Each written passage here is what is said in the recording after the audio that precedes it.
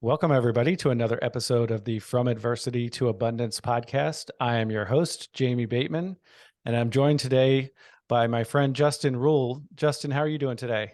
I'm doing great, Jamie. Thanks for having me on the show.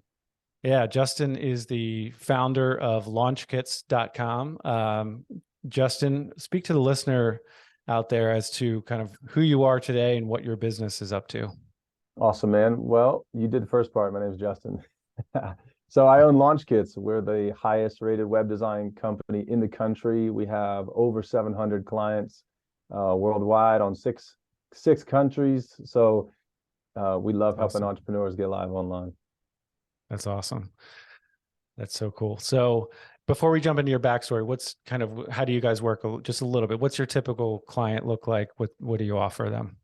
We're typically working with either I have a good idea entrepreneurs, or I've been doing this thing and never had a website. And our kind of shtick is we can have you live in 5 days with a website, Google business profile, kind of take care of all that nerdy, heady stuff so that you can look great online. And in the interest of full disclosure, I Launch Kits, I'm a client, and you guys have done a fantastic job with our website. Thanks, man. So Justin, it's not all about websites and abundance. We're going to get there, but we got to jump into your backstory. We're gonna dive into some of the adversity you've been through, and I know it's a muddy swamp. You sure you want to go there? Well, maybe we'll have you back on for multiple episodes, depending on what we get into. But let's jump in. I mean, what comes to mind when I ask you about personal adversity that you've been through? Well, the stuff that I can deal with is probably more of what, I remember when we had, I have 5 kids now. So before number 5 came. Enough said. We could probably said, right? How do you run a business with 5? Kudos to my wife. That's how you do that. Absolutely. No, I can remember, people are always interested to learn. I was born 3.5 months early. I weighed 2.5 pounds. I was born deaf with cerebral palsy. There's crazy stories back there, but that adversity God took care of, and some cool miracles. And that's wild. Check out my baby pictures. They're not very pretty. I don't have cute baby pictures. Yeah, I imagine you don't remember much from that time period. But I take zero credit of any of that. We'll say it was your strong mindset at that time is what got you through. That's funny. The doctor told my mom the very thing that's going to help him survive is the very thing that'll make you wish he wasn't alive. Wow. Some days. You a little bit hard-headed. Yeah, a little bit. Like key entrepreneurial trait. A little bit hard-headed. For sure, that's true. Okay, so that, I mean, that's a lot. That's a lot right there. Yep. Go ahead. Well, when you said adversity, I can remember there was I'd stepped away from a job I was at. My wife and I are on the same page to step into this new thing, take this entrepreneurial leap. And I remember at the end of that year, my accountant dude lays my kind of statements down. I had 4 kids, and he just straight up looked me now. He's like, Justin, are you guys okay? Because we had made $24,000 that year with 4 kids. And I said, my answer was, I'm all right, man. I only had to ask a friend to help pay the mortgage once. Well, okay. So you had already made the leap from W-2 to entrepreneur. Is that what you're saying? And the first year was fairly rocky from a financial standpoint. I wish I could blame it on the first year. I think by the time I was like 35, I had 22 jobs between high school and 35. I that was probably, I don't know, maybe job 18 or 19 at that point. So you're not the best employee. No, man. I mean, in fairness to myself, some of those were like simultaneous positions, right? Like, sure, I had started a nonprofit that was doing like breakdancing in schools and cool after school programs. At the same time, building websites on the side, or working for a teacher in a school. So sounds like you're not afraid of hard work, but maybe you kind of like to run the show a little bit. I don't know. I like having the freedom to inject my ideas That's a better way to into put it. a scenario. Yeah. So walk us back before you get into the kind of I think the financial struggles that you faced. What was going through your mind really, and I know you said you and your wife were on the same page, but walk us through that maybe the year or two before you really decided to make that leap. What did that look like from a family standpoint, and what did that look like from a mindset standpoint? Yeah, that's a good question. I mean, even just the decision to like, all right, we're gonna have one kid, we're gonna have two kids, we're gonna have three kids. Like, as a, you know, I'll just say traditionally, I wanted my wife to be able to Mm-hmm. fulfill her passion, which was to stay at home and raise these kids. So, Mm-hmm. you're thinking, all right, well, how do I get a job that ensures that stability for her? Sure. Um, It's a lot of pressure. yeah, and like, you know, what that looks like sometimes, like in my journey was, I studied oceanography in college, right? So, Okay. uh, no website background there, uh, worked on the beach, taught some science in high school, but um, I was like, man, how do I make this stuff work? And sometimes what that looked like is I was doing managing the New York Times, USA Today depot at 4 a.m. in the morning. And at 4 p.m., I was going out with a vending machine company filling up vending machines, like just trying to make it work.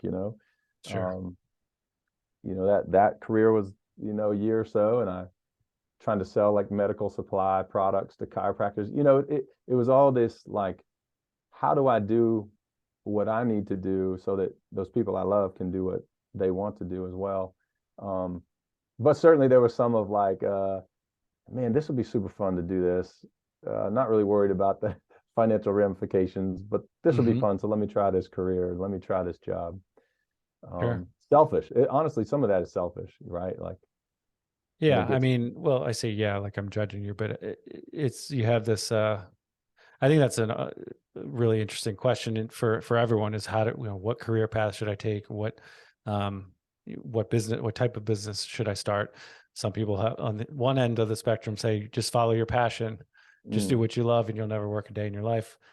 That's fine, except that if you haven't considered whether or not you're actually adding value and bringing yeah, something to the marketplace that people will pay for, it might not end well for you financially. And, you may end up hating what was a hobby that you yeah, loved.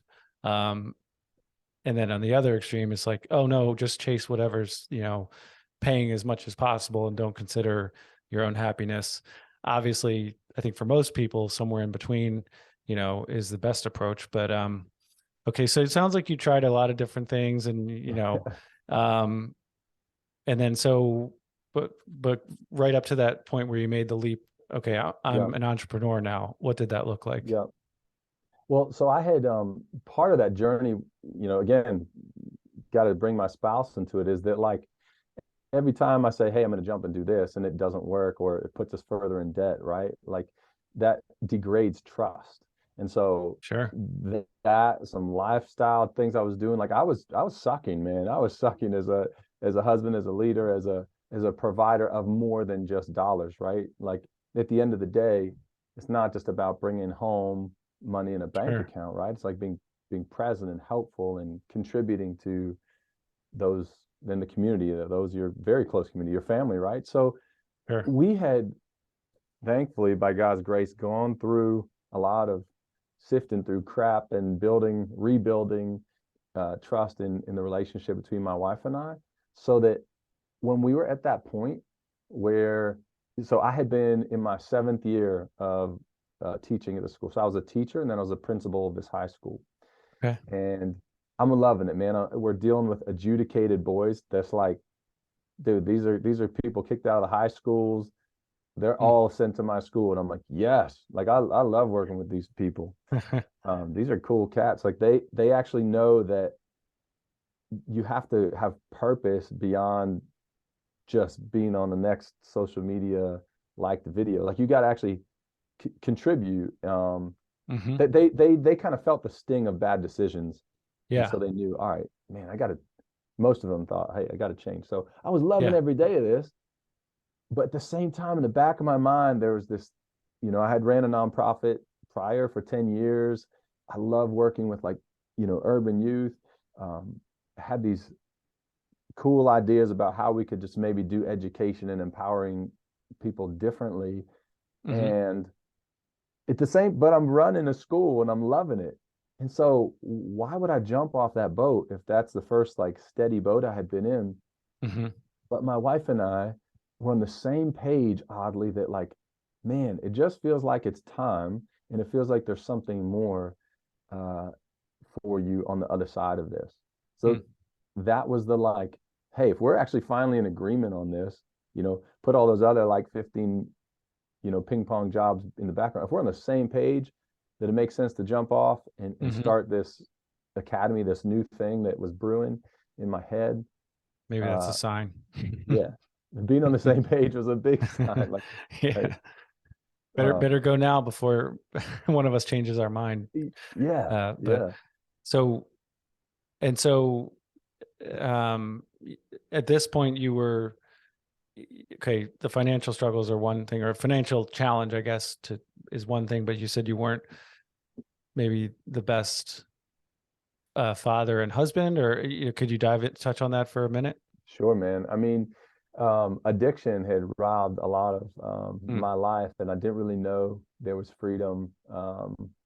And so, just discovering that in my journey, that I don't have to live as um, mm-hmm, a reaction to feelings or a reaction mm, to impulse, and mm-hmm, that there's a greater truth. And I found that from my personal journey. I found that freedom through Jesus Christ, bringing freedom into my life, and mm-hmm, that ability to say, you know, just working through that. When mm-hmm, those things are either, I would say, either present or passively present, right? They're influencing decisions you're making. Um, Ultimately, that's like life being all about me. So mm-hmm, life being all about me looks like, hey, if I want to do this job, I'll do it. If I want to buy that thing, I'll buy it. If I'm mm-hmm. going in debt, that's on me. But it's Yeah. one day you wake up and realize, no, it's not. Like you're in debt, Wow. you're not happy, you're not present. Yeah. You don't have. So that was a Yeah. big part of in at least in, again, my story. Not maybe everyone that was around me was aware of what my wife and I were chugging through, Mm, you know. gotcha. Yeah. No, it's and many of the guests we've had on their stories, they're all very different, but in a lot of cases the kind of transformation or real turnaround came from taking the focus off of themselves and their Yeah, own, you know, that's not to say you should never experience pleasure or, live an abundant life for you personally, right? But I found in listening to people's stories is that that's when they started to really be able to pursue a life of impact and growth and purpose is when they stopped, you know, really just focusing on themselves. And yeah, you plug yourself into something bigger than just Justin. No yeah, offense.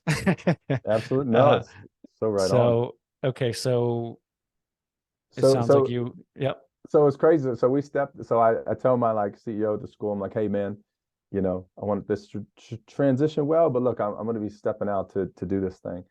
And God is blessing. We stepped out to like fundraise and start marketing, promoting this thing. And what's that's the year, like that was the year I was referring to at the beginning. Like the end of that Hmm. year, man, I didn't meet my fundraising goals. I didn't successfully. I had a cool looking website. I knew how to build a website, but like Yeah. it just wasn't working. So Um, what were you trying to build? Just to be clear again, what was the vision? so we were calling it Coolidge Academy. Calvin Coolidge, as a president, had Hmm. wrote this fantastic book I came across. I don't even like to read. I don't even like history at the time, but it was one of those like, right time, right place. And I read this thing where he wrote about the true needs of education. He said the true needs of education are not to just empower the intellect, but to empower the soul. Hmm. And to say that you've educated without impacting the soul Mm. is to not have educated at all. And I was like, Hmm. wait, Calvin Coolidge, our president, said this? And Wow. That's really good. yeah, That's So that, actually, let me just, sorry, just I no, was on a podcast for a couple of years about mortgage note investing, and it was great. Chris Seveny and I co-hosted a podcast. okay. It was awesome. I loved it. It was great. But at the end of the day, I found that it was largely intellectual or Hmm. largely kind of focused on the mechanics of mortgage note investing, which is you need to know if you're going to be successful in that space.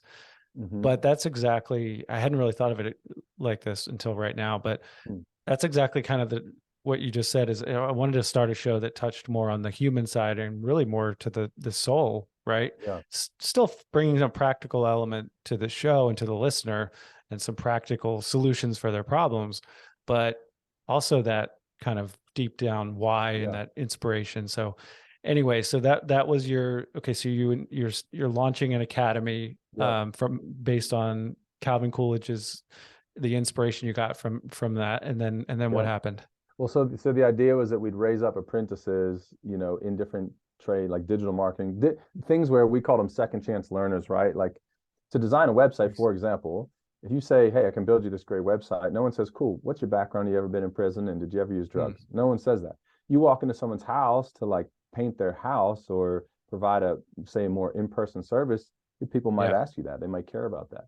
So I was like, man, there's a lot of great people out there that maybe have made choices in their past that are sort of hostaging or holding them hostage to their Mm-hmm. future. Mm-hmm. That was the concept. And so, yeah, at the end of that year, like I said, man, $24,000, 4 kids. Um, I literally did ask my friend for the mortgage Hmm. once. I said, dude, I'm working, I'm trying, I won't say grinding. I don't like that word. I don't like the word Mm-hmm. grinding as entrepreneur. You grind up people that near you that love you when you grind. That's my two Mm-hmm. cents on that. Yeah, that's a good Um, point. but but so at the end of that, what was crazy is I had built a website for an entrepreneur locally who had an idea, and I feel like one of my gifts is I'm able to hear and understand the idea and help it Mm-hmm. turn into fruition for people. Mm-hmm. Um, so I had built this website for him that kind of brought legs to his idea and his vision. He started this business, and a CEO of a local digital marketing company in Lancaster reached out to me and said, "Hey, you built that website? You know, come work for me." Mm-hmm. Um, and I was like, "Well, okay, I made $24,000 last year. Right. Uh, I This can at isn't least, working over here. Let me entertain this new opportunity. yeah." Got it. And to pause right there and say, I feel like to be a successful entrepreneur, yes, you've got to have vision, you've got to have a desire for sort of impact Mm-hmm. and be a little stubborn to bust down some Yeah. walls sometimes, but you have to be willing and humble to Right. listen. And so someone offering me a job when I left the job to do the entrepreneurial thing is like it Yeah. would seemingly be opposite. Sure. But if we kind of shut up our own self Yeah. Maybe your ego, ego at that point, right? yeah, right, and Um, say, oh, you know what, I can learn some things from you guys. You've been doing this for a long time. Sure. okay. Uh, No, I mean, and it's everyone's journey is different, but that's a critical piece for everyone's, if they're an entrepreneur or even not, but just knowing when, no, this is, I'm going to stay the course. I'm going to bust through this. I'm locked in, yeah, because that there's a time to do that as well, absolutely. versus no, I got to take in the information that's around me that are signs, and I Yeah, need to pivot.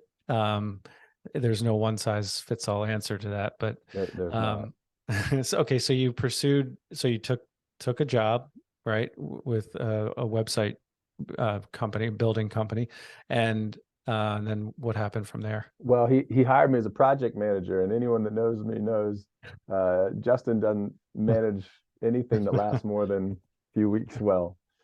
So it was pretty quickly clear there that like, all right, I'm not a project manager, but I got a good design sense on me on what looks good. And so I started kind of leading his creative design team there. And in that process, um, I learned a lot. I learned about the mechanics of like, agency and serving customers and sales. And I can Mhm. remember I learned about also what I would want to do if I sort of ran a company. Mm, Um, Sadly, or better or worse, based on what maybe someone else was or wasn't doing. I got a little bit of ADD, Jamie, for your audience. So like, so just saying that made me think of when I was in college, I became an RA. The only Okay. inspiration to become an RA for me was Yeah. the jerk RA that I had on my floor as a Yeah. freshman. He was so bad. I'm like, I can do this Right. better. Well, I think a lot of entrepreneurs have a similar story. We created a loan servicing company because we were so fed up with the servicing companies we'd used. Now, I've it's not easy and it's a work in progress, and so it will humble you pretty quickly. Yeah, But it will. no, I can appreciate that. You're like, Yeah, okay, I can do this part of this business better, yeah. right?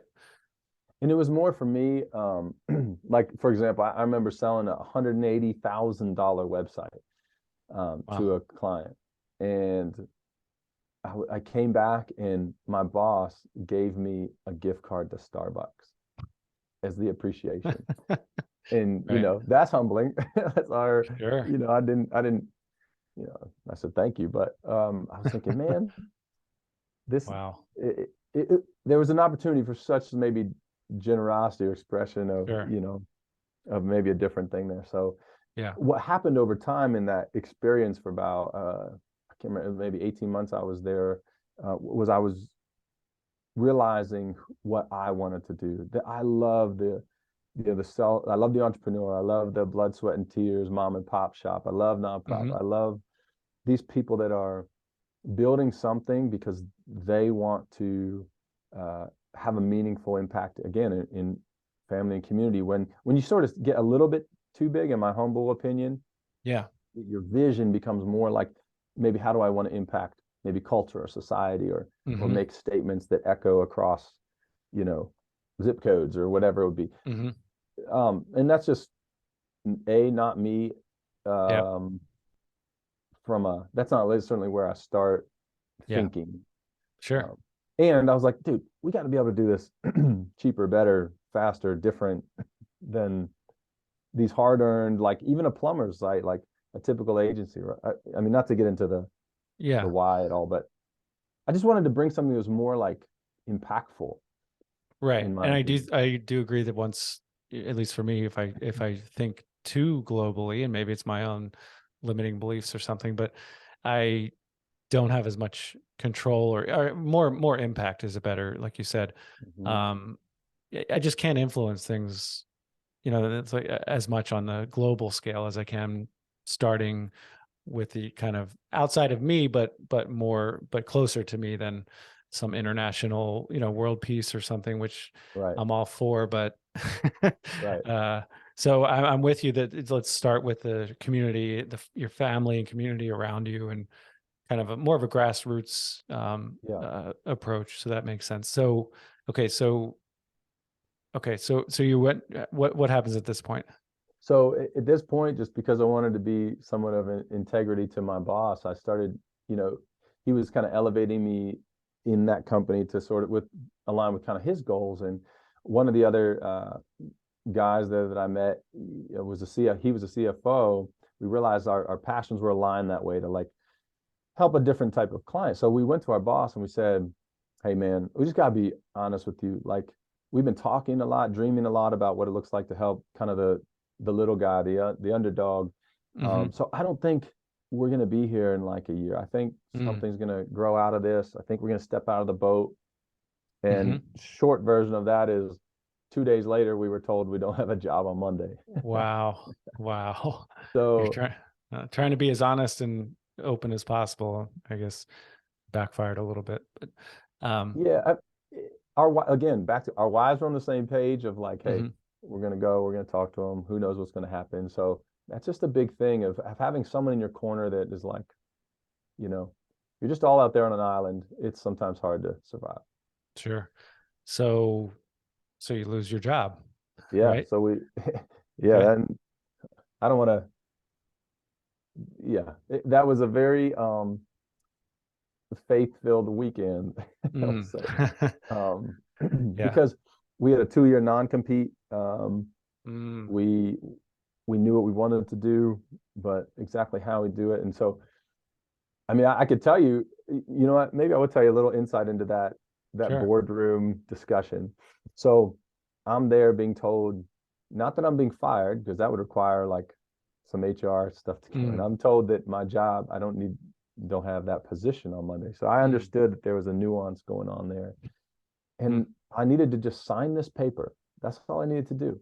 And I'm it just didn't, I'm thinking like, if your listeners are found, I'm like, God, what on earth? Like, how on earth am I going to do anything starting next week if I got a 2-year non-compete? Like, I just have to sign this paper. This doesn't feel right. Like, so your two options, what were your two options? Like my two options were to just not show up on Monday. The paper that I was signing, well, I could sign a paper that said, at the risk of non-disclosure stuff, right? Yeah, it just said essentially, look, we'll pay out your vacation pay. Gotcha. We're all good with it. Was kind of validating that, hey, you did come to me and say that you didn't want to work here anymore. And a little bit of construed reality. But here was the thing that I feel like, to encourage entrepreneurs listening, when you're faced in a situation and you don't know what to do, what's right to do, you're thinking of, maybe your goals or whatever. My 2 cents from that experience, and many since, is so just keep waiting. Like, it's okay to wait. Entrepreneurs don't always have to be moving, shaking, going forward. I seriously, Jamie, I waited in there probably at least a half hour, so much that the CEO had another employee come in and say, Justin, you got to make a decision. You either walk out or you sign. But he had to go to another meeting. So, okay, so now I'm sitting there and I'm like praying. I'm like, dude, God, I don't know what to do here. And a thought hit me. And I feel like that's what happens when we wait and we allow just, when we make decisions out of a place of maybe peace or confidence as opposed to reaction. Yeah, create that space, right? Yeah.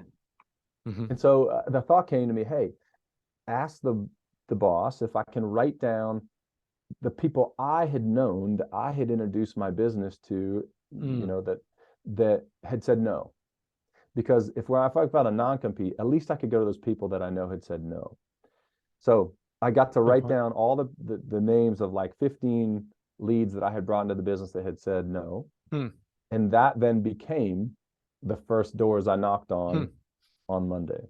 Well, I think the one takeaway too is it's not just, I said, what were your two choices, but choice number 3, right? You created a third choice, third option. So it's not always, I mean, I know I get locked into this, these binary ways of thinking sometimes. And, but okay, so you created a third option. And so, what happens when they say red or blue pill and you say, what happens when I eat them both? Right. I'm a Ravens fan, so I'll go purple. But, so then, okay. So Monday, what does Monday look like then? So Monday, in that situation, as it would have been, Adam was out for 2 weeks. The guy that I launched out with, he was also told 2 hours later he didn't have a job on Monday. So, in full transparency, the name of Launch Kits initially was Sparrow, and that's because that day, Adam had in his like just personal Bible reading time he liked to do before coming to work, he had read, hey, don't worry about what you eat, what you drink, what you wear. God even provides for the sparrows. Think of them. They don't have to worry. So don't worry about tomorrow. It'll worry about itself. And so he's like, hey, Justin, we should name our company Sparrow. I'm like, let's go, man. Done. So, but he's out on vacation for 2 weeks. All right, I'm going to try and figure out how to knock on some doors here and get a website up. And easy for him to say when he's on vacation. Hey, I told him, hey, go on vacation, man. We don't want to start this thing with a frantic lack, to be honest, like a poverty mindset, right? We have to work to make this work. Right. Actually, on that do not worry passage in the Bible, I used to read that as encouraging, right? Which I think it should be encouraging, but I used to read it as like, no, don't worry. But I actually think it probably was meant more intentional, like do not worry, like intentionally do not worry. Sure. And kind of take control of that worry or really let it go. But anyway, that's my little no, that's sermon. Good. That's good. So okay, 2 weeks. So as we walk through kind of the first maybe year of Sparrow Yeah. slash launch kits, what Yeah. did that look like?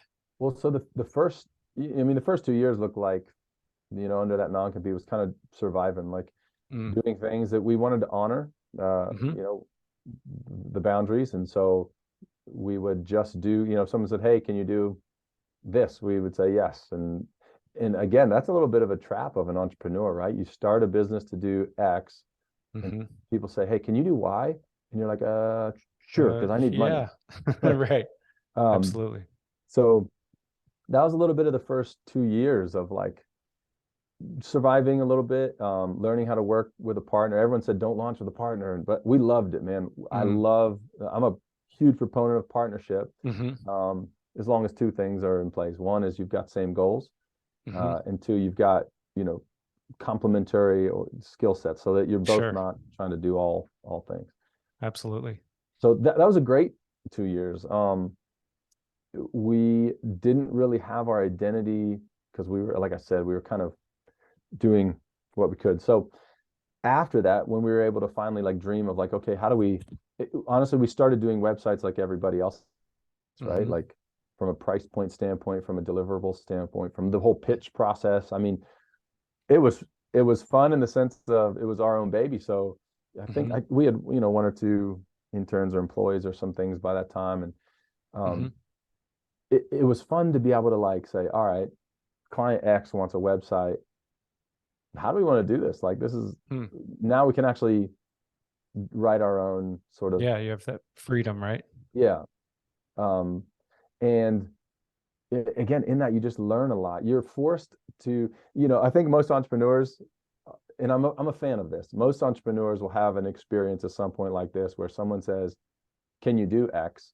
Hmm. And you say, "Sure, I can do X." What you mean is by the time I have to deliver on X, I'll have figured out how to do it, right? I have Sure. friends in construction and in landscaping. They say that all the time. Yeah. Yeah. Um, Yeah. There's a fine line between, fake it till you make it versus, I guess completely lying about what you've done before versus, sure. hey, pushing the boundaries, and going beyond your comfort zone and pushing yourself and knowing that you can figure it out. I think those are two different things, but sometimes easily mixed up. Yeah, I equate to like if I decide I'm going to run a marathon, I start telling people, look, I'm running in the Boston Marathon on whatever date. I've never run a marathon, but I tell Mm-hmm. people I'm going to do it because I know Hmm. that I'm going to get in a position to be able to do it. Sure. And so in this particular situation in the real estate market, I don't know, Hmm. I'm trying to think how many years back that would have Hmm. been now, probably 10 years back now, but they switched the way that they feed real estate data into websites, and that broke everybody's website. So an Mm. agency came to us and said, all our websites are broken, none of our feeds are working, can you fix it? And Mm. we said, sure. They actually they pulled the biggest four firms in my area. We were one of them that through a relationship came to the table. And so this is just like me and Adam, just like, I mean, we come in, I was probably wearing this like Right. chill, and we're like, hey, here's some sites we've done, here's the work we do, here's the price point it'll be, we can solve your problem in 2 months. um, yeah, we got you covered. We walked out with the deal. We even got the call on the drive home that we got the deal, and we had sort of hit Nice. pie. We were like, but I think that the thing that echoes when you're an entrepreneur, you just have Hmm. to be genuine. Like, Hmm. don't try and like, if you're not a suit and tie guy, don't put on a suit and tie and walk into a Sure. boardroom. Yeah. um, but we knew at least we could work with a team and deliver on what we had said. So that was a kind of a fun, those types of things define the first 3 or 4 years of Sparrow as it was. Hmm. Yeah. Launchkit's concept didn't really come until a little later, but Yeah. yeah, I think Okay. there's a lot to be So said about working on your business with people, learning that like sales side of entrepreneurship, not just sure. the deliverable. Yeah, that's a whole different beast. And like I never thought of myself as a marketing guy or sales guy, but if you own a small business, you're in marketing, Yeah, that's good. That's good. whether you like it or not. And so that side of things has really started to interest me a lot more because you get into like psychology and really that's where you're trying to listen and trying to add value, right? Yeah. It's not just slimy sales stuff. It's actually trying to meet a need and solve a problem for people. Yes. Very much. So, okay. So what did the business itself look, or I guess, how did it grow up until today? And, how many years has, from when you launched Sparrow to now, how long has that been? Yep. So we're just over 8 years old Okay. now. Nice. So yeah, a few years back, we went through a transition where some of my like Adam, like Adam, we're still good friends. His office is right over on the other side of this building. Like Hmm. he's a nerd though, and that was the Hmm. fun. Like I was a creative, he was the nerd, like yin and Hmm. yang, and people love that. And I think when you're building websites, you need both. It can't just be pretty. It's got to be functional. It can't just be functional. Like I don't Yeah, know. It's sure. got to look Look good or at good least too. look authentic. Sure. So we had done that for a while, but he wanted to kind of keep doing the nerd thing. And Hmm. right about that time, and this would have been a few 3 years ago. Um, you know, this is another, I think, helpful thing for entrepreneurs is we started as a partnership, and there's nothing wrong with parting. Hmm. On the right time, good terms. Don't keep forcing stuff. Sure. When in a business relationship where there's Yeah. just different goals and ends in mind. So he wanted a Yeah. lot more freedom of what he was doing. And so, I bought out his half of the company, Okay. and um, we work together still. Like he's still a nerd when I need a nerd, and I still get to build websites. But we had also started something that birthed launch kits, which was like, man, we've built a ton of websites. Every time I build a financial advisor's website or a home services website, there's patterns here. Like there's Mm. similarities. Um, Hmm.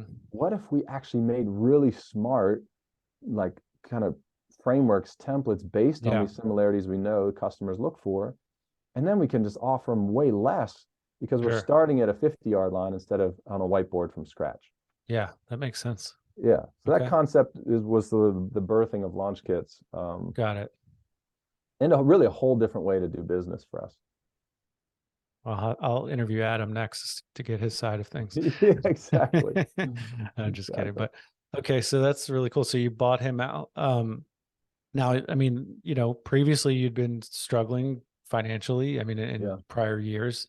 So how were you able to buy him out? I mean, just how'd you make that work? Yeah, I mean, again, when I even posed the idea, I wasn't even Mhm. sure. I went home the next day and called, like, how does this even work? Like, how do you get a loan to, how do you do all this? Yeah.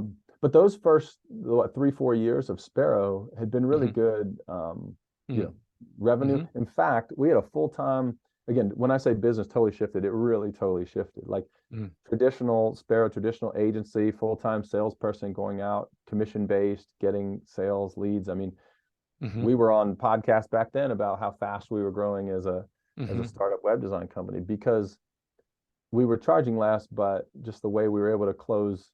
Anyway, it was just we had a Yeah, pretty streamlined process.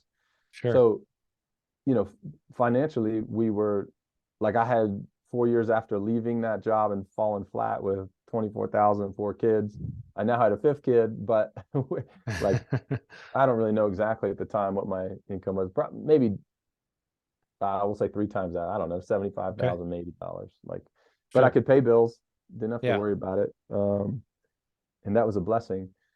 So yeah, it was a matter of figuring out how do I get a loan, Hmm. how do we Gotcha. value this business. Yeah, Does the bank want to do that based on? Yeah, you got to put some personal skin in the game there. that was sure. that was definitely a new, even for my wife to say, like again, think of the perspective, right? Like you've been bouncing around a while, all different kind of things. You've only been Mhm. doing this for like 3, 4 years. Do you want to do it all in? And here was the defining conversation. I can remember Mm. exactly where I was on my porch. My wife, man, wives say wise things. Mm. Entrepreneurs, you gotta listen to your wives sometimes. God told me Or once, husbands. or husband, sorry, apologize. Yep, I didn't mean to, I'm talking to a man, so apologize. But your spouse is Yes, able to see your blind spots and perspectives and things you literally don't see every day, like this is true. physically. Yeah. So isn't it true, like from a business acumen or strength side? So my wife says to me, Justin, look, I don't think you could build this car from scratch, but I do believe that you can keep the oil changed and keep it on the road. So Hmm. I like approve, and I think we should move forward with taking this next leap of faith.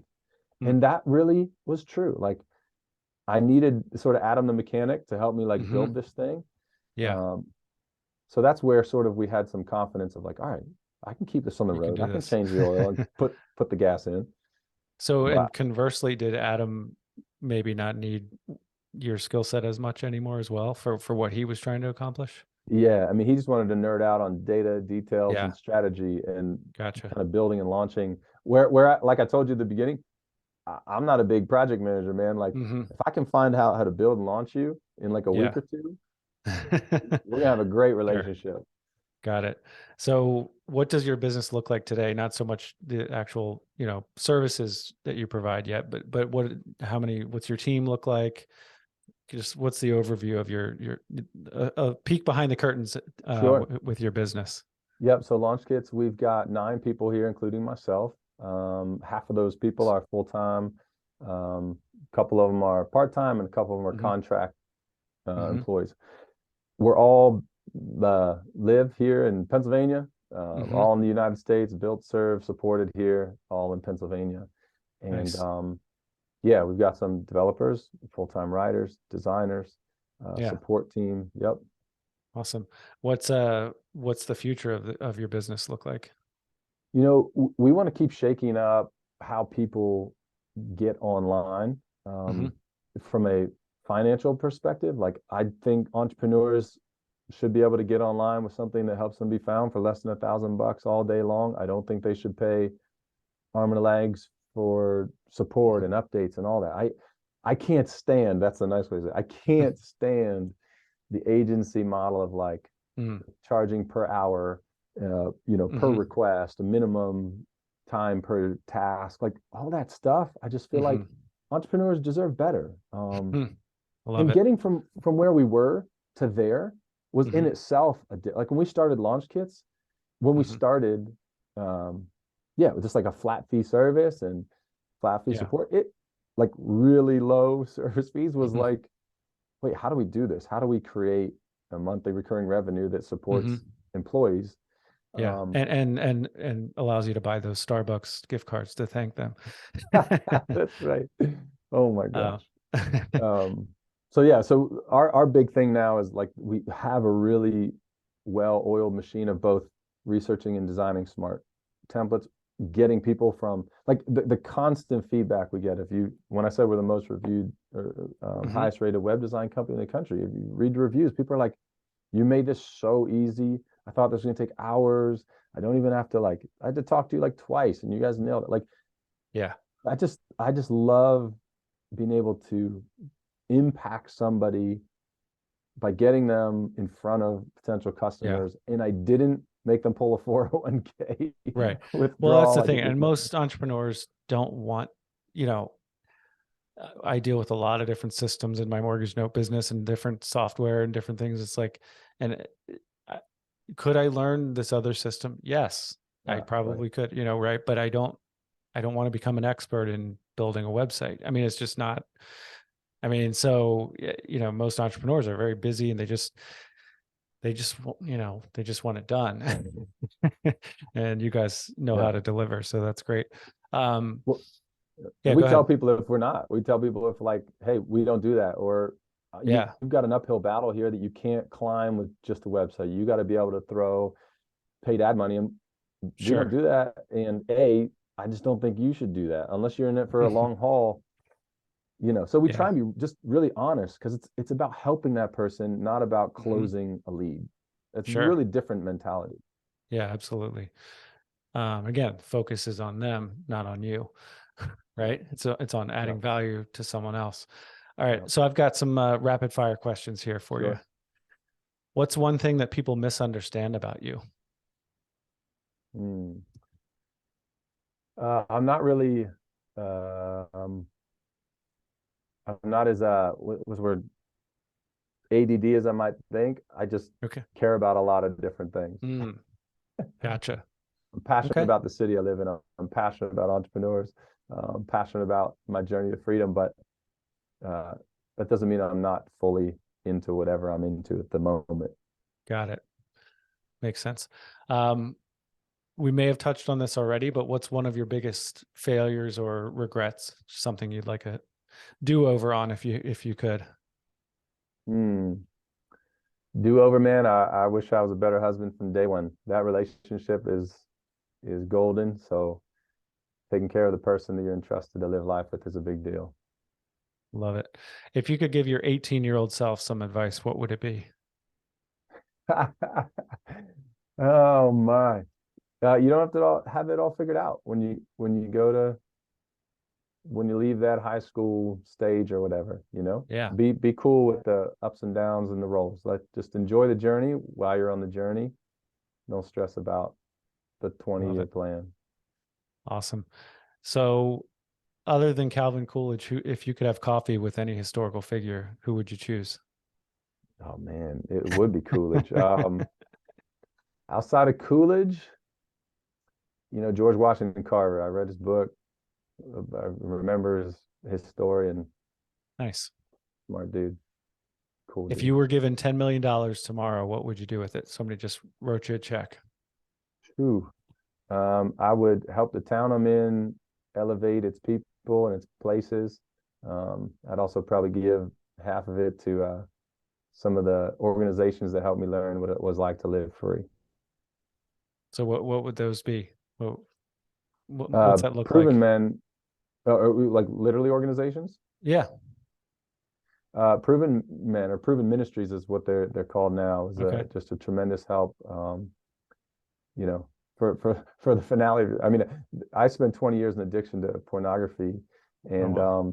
it's just like heroin. Mm, And depending who you talk to, they think that addiction's a permanent plague mm, on your life, and mm. the truth is it's not. You can reset your mind, reset your heart, and experience freedom no matter what it is. So, yeah, I That's was very awesome. blessed by a lot of people that shared truth. Thank you for sharing. That's Yeah. probably not easy to be vulnerable about that, but I appreciate it. And I know our listener, I'm sure that will resonate with some listeners. Um, if you had to write a book this year, what would you write about? Mm. Maybe I'd finish the book that I started on said topic, which I've titled "Surprised by Freedom." Hmm. I think a lot of people plan to live their lives managing struggles um, with like a victory mindset, right? That I just need to keep fighting, keep fighting, keep fighting.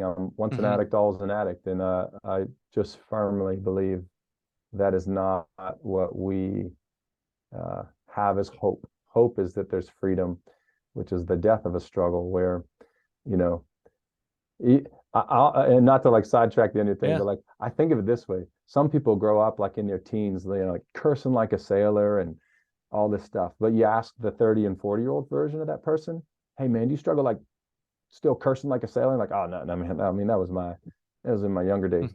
Well, if you can go from something that you lived every day then and just Mm-hmm. be not even thinking about it now, why isn't Mm-hmm. that true of other sort of Mm-hmm. struggles that the humans go through? And so I just Yeah. believe that I was surprised by freedom. I didn't expect to be able to live a So life I'm living now. so what is the key to, is there a key, or what's the main principle? Is it about letting go and surrendering, or how do you move past that addiction? I believe, I mean, oh, I don't know how I can do that answer in 10 seconds, but I think we have to address pride and the role that pride plays. And I think we have to be willing to repent because we understand, not just because we're afraid of consequences, but because we have an understanding of the actual sort of depravity of that thing, Hmm. uh, Got and be it. willing to part ways. Yeah, I think we could do a whole episode on that question. Yeah. There's a lot there. So, um, back to your business before we wrap up here. What's one thing that's a challenge right now that you're working through? Hmm. The challenge is continuing to provide like service over the moon. Like, Mm, when now that we've got over 700 people, it's like, how do I make sure that everybody that needs help is getting it quickly mm, and not just check off the list, but like, wow, how do we keep doing that well? sure. I know you guys are always very responsive with us, so I can vouch as a client. We're very Thanks. satisfied. So, what's one thing in your field of expertise that most don't agree with you about? A position that you hold that's different within your arena. I think launching fast is better than launching perfect. That's So really good.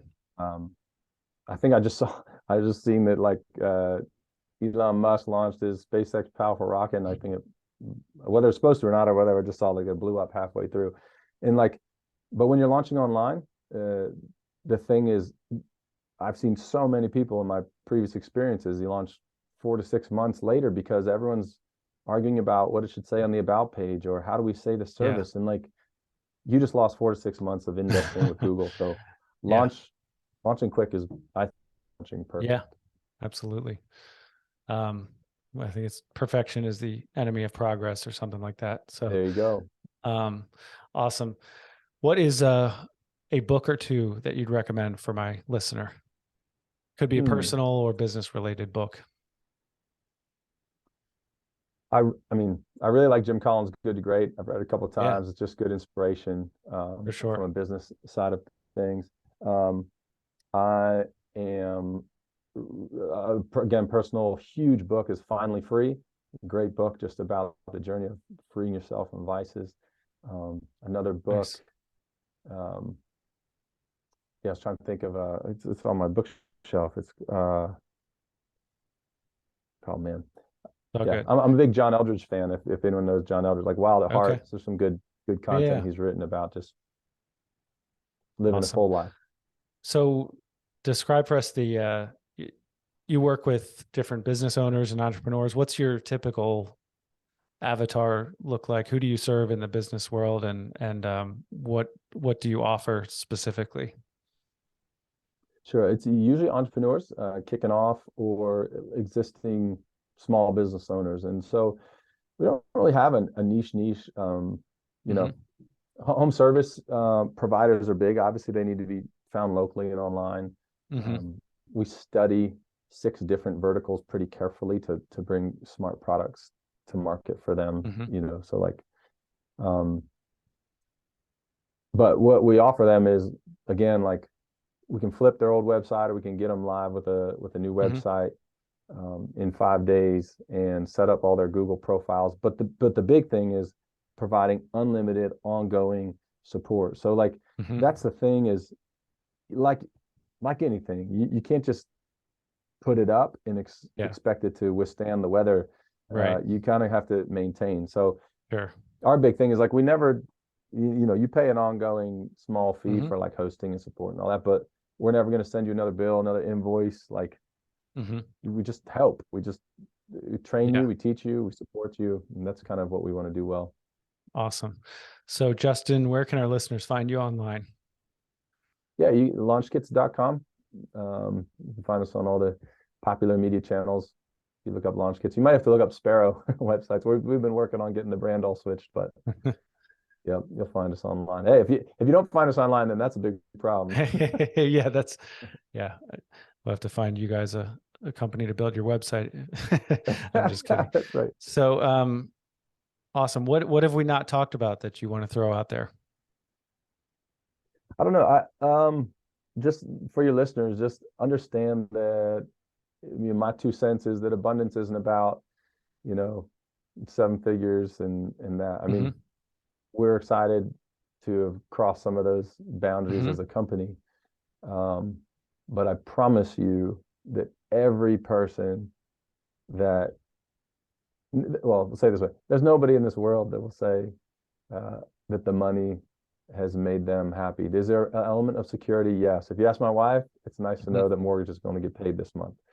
Sure. But abundance is, to me, about living a more whole, free life that you get when you're serving, again, those you love and the community that you've been placed in. I think that's when we really feel satisfied at the end of the night, not because we look on our app and see how much is in the bank account.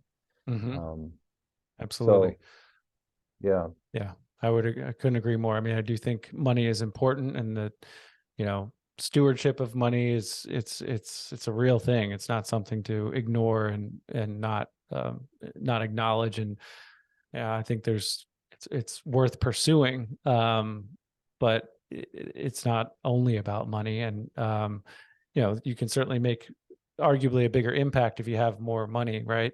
But at the end of the day, it's not just about stockpiling a bunch of cash. It's bigger than that. It's bigger than.